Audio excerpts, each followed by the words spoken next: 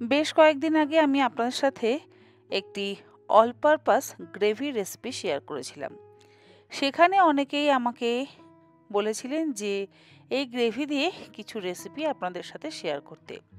আজকে ওই all purpose gravy দিয়েই চিকেনের একটি রেসিপি শেয়ার করব।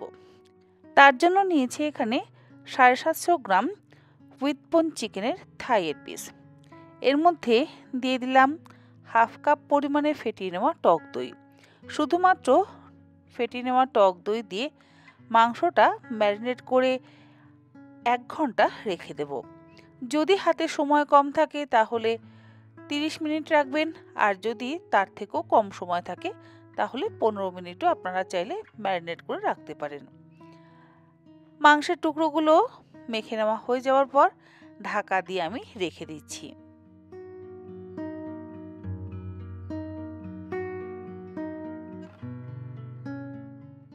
1 ঘন্টা পর রান্নাটা শুরু করছি।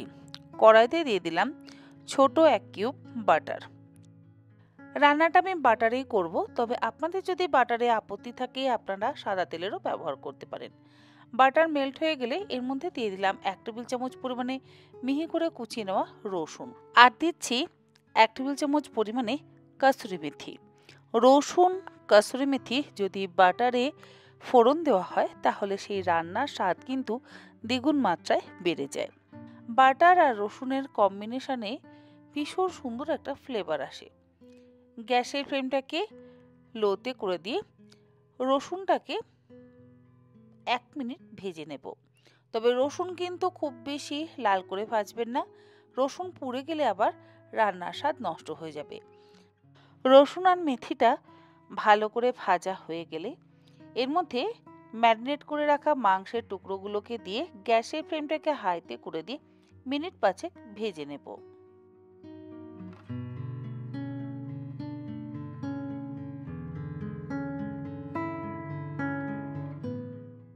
মাংসের টুকরোগুলো ভাজবার সময় এর মধ্যে দিয়ে দিচ্ছি স্বাদ অনুসারে লবণ।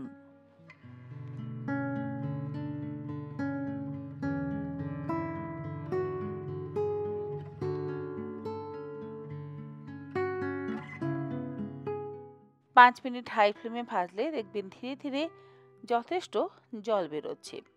এই পর্যায়ে ঢাকা দিয়ে গ্যাসের ফ্লেমটাকে লোতে করে দিয়ে সমস্ত জলটাকে বের হতে দেব।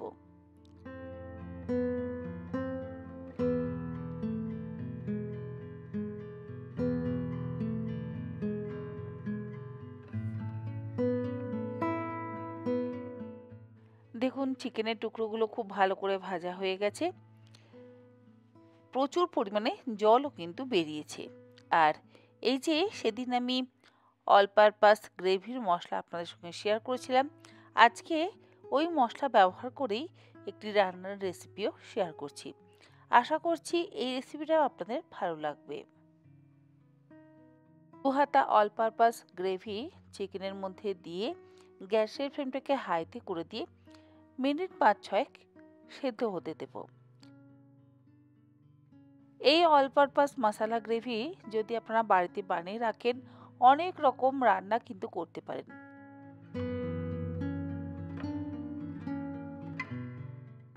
আর মাংসটা দেখুন কেমন সুন্দর ভাজা ভাজা হয়ে গেছে। ভাজা ভাজা ভালোভাবে হলেই কিন্তু রংটাও সুন্দর আসবে। অল পারপাস গ্রেভি ব্যবহার করবার পর খুব ভালো করে কষিয়ে নিচ্ছি। এমনিতেই ওই মশলা গ্রেভিটার সমস্ত মশলা সেদ্ধ করে তারপর বাটা হয়েছে, তাই খুব বেশিক্ষণ সময় ধরে কষাবার প্রয়োজন নেই। আর রসুন আদা যে কাঁচা আছে সেই সমস্যাও থাকবে না। যাই হোক, ভালো করে কষিয়ে নেওয়ার পর এর মধ্যে দিয়ে দিলাম ফ্রেশ ক্রিম 4 টেবিল চামচ পরিমাণে। ফ্রেশ ক্রিমটা দিয়ে আবারও একসাথে ভালো করে মিশিয়ে নিচ্ছি।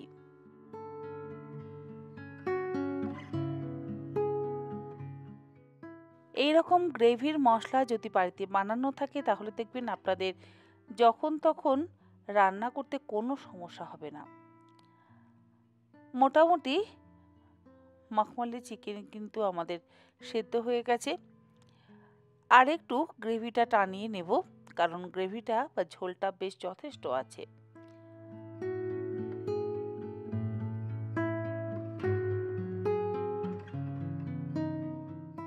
দেখুন এই মখমলি চিকেনের রংটা কতটা সুন্দর হয়েছে।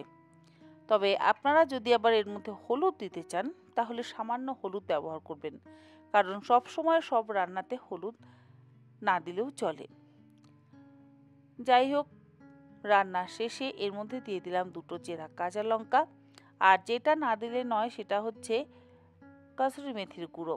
মোটামুটি 2 চা চামচ পরিমাণে কাসুরি মেথি ড্রাই রোস্ট করে নিয়ে ওপর থেকে ছড়িয়ে দিলাম। রান্নার শুরুতেও আমরা বাটারের মধ্যে রসুন এবং কাসুরি মেথি ব্যবহার করেছি, আবার রান্নার শেষেও এই কাসুরি মেথিটাই ব্যবহার করব।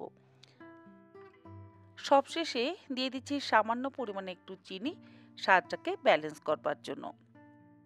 মশলা বলতে অল পারপাস গ্রেভি, পেঁয়াজ, আদা, রসুন এছাড়া অন্যান্য কোনো মশলা বাটা কাটার ঝামেলাই রইল না।